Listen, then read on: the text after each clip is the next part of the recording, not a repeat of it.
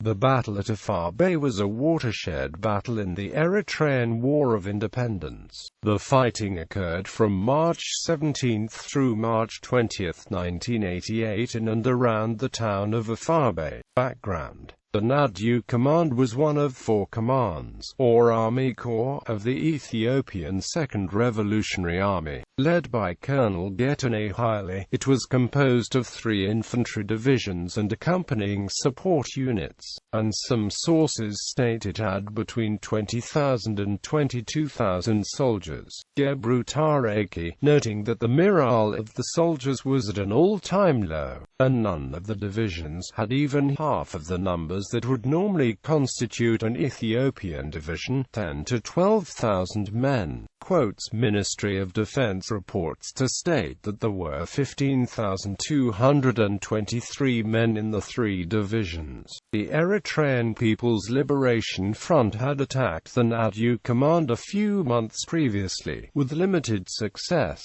On 8 December 1987, the EPLF had attacked one of the divisions of the command, the 22nd, with a force that may have contained as many as 5 infantry brigades, 1 mechanized battalion and 3 heavy weapon battalions. On the second day of the assault, Eritrean infiltrators destroyed the divisional control center. It required the assistance of the 19th Mountain Infantry Division and the 45th Infantry Brigade to halt further advances and repel the EPLF forces. Ethiopian losses in this preliminary engagement were 842 killed, 291 wounded and 615 missing. Eritrean losses have been estimated at 125 killed and 269 wounded. However, the Ethiopian side suffered even graver losses in the aftermath. On Mengistu Haile Mariam's order, 20 senior officers were transferred, and the commander of the Nadu Command, General Tariq Ain, who had been absent from Afabet for medical treatment, was executed outside of Asmara on 15 February 1988.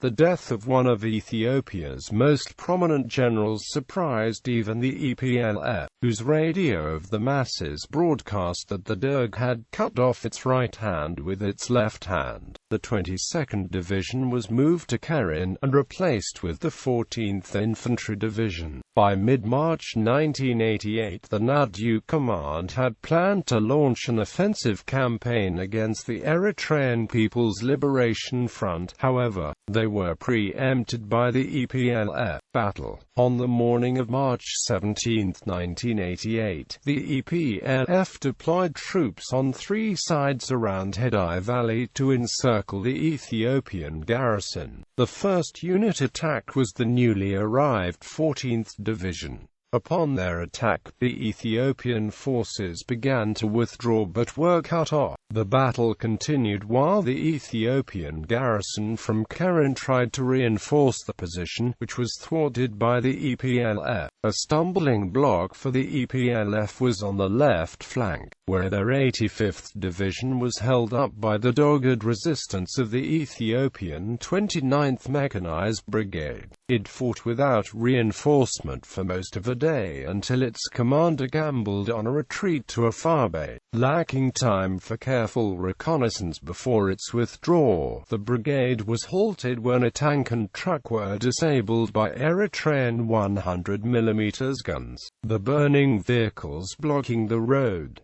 The Ethiopians were forced to destroy the weaponry to prevent them from falling into EPLF hands. Ethiopian aircraft even bombed their own troops. The commander of the Second Revolutionary Army came to the battlefield himself to supervise opening the road to Afabet until he allegedly escaped on a camel just before the fall of the garrison.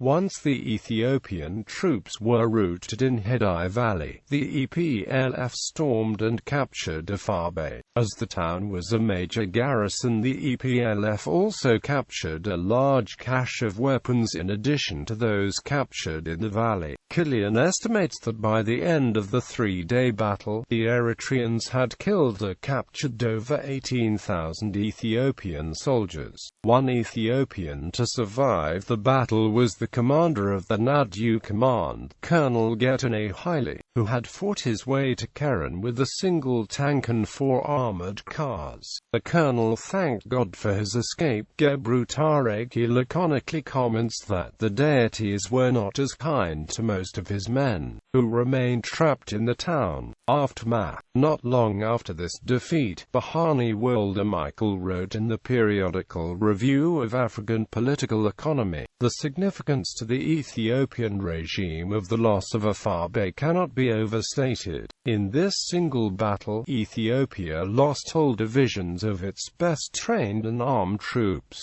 Worse still, it left behind a weapon stockpile that it had amassed to carry out what it believed was to have been a decisive offensive against the EPLF. That decisive offensive was being planned by Soviet military advisors. As it was, the EPLF, clearly outsmarting the Soviets, turned around the planned offensive to their advantage. The Soviet Union had always denied direct involvement in Eritrea but was caught red-handed by the EPLF at Afabet by the capture of 3 Soviet military personnel. Another one was killed in the combat. The victory of the Nadu Command is considered by the historian Basil Davidson to be the most significant victory for any liberation movement since the Vietnamese victory at Dien Bien Phu. It has also been described as the largest battle in Africa since El Alamein. However, the Ethiopian historian Gebru Tareki disagrees with this comparison to Dien Bien Phu, pointing out that Davidson made his observation from the field as a guest of the EPLF, and that the Ethiopian armed forces continued to fight, at times quite vigorously, for another 3 years. Quote, he concludes, from a global perspective, Afabet was an event whereas Dien Bien Phu was eventful.